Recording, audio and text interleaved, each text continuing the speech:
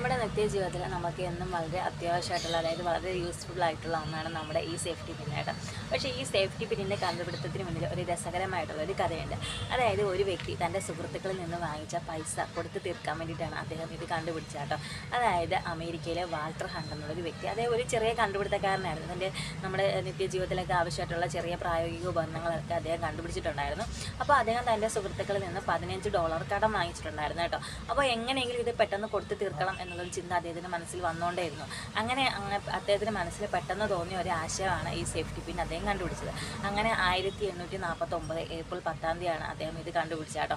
അപ്പോൾ ഇതെന്ന് വെച്ചാൽ അദ്ദേഹം ഒരു ചെറിയ മെറ്റൽ വയറൊക്കെ എടുത്തിട്ട് അതിലൊരു സ്പ്രിങ് ഒക്കെ ഘടിപ്പിച്ച് അതിൻ്റെ ഒരു വശത്ത് ഒരു രക്ഷാകവചം പോലെ വളച്ചൊക്കെ വെച്ചിട്ടാണ് അദ്ദേഹം ഈ സേഫ്റ്റി പിൻ കണ്ടുപിടിച്ചത്.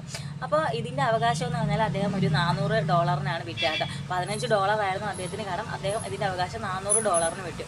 രസകരമായ ആശയത്തിലൂടെയാണ് അദ്ദേഹം ഇത് കണ്ടുപിടിച്ചതെങ്കിലും നമ്മുടെ ജീവിതത്തിൽ ഇന്ന് വളരെ യൂസ്ഫുൾ ആയിട്ടുള്ള ഒരു പ്രോഡക്റ്റാണ് നമ്മുടെ ഈ സേഫ്റ്റി പിൻ അല്ലേ.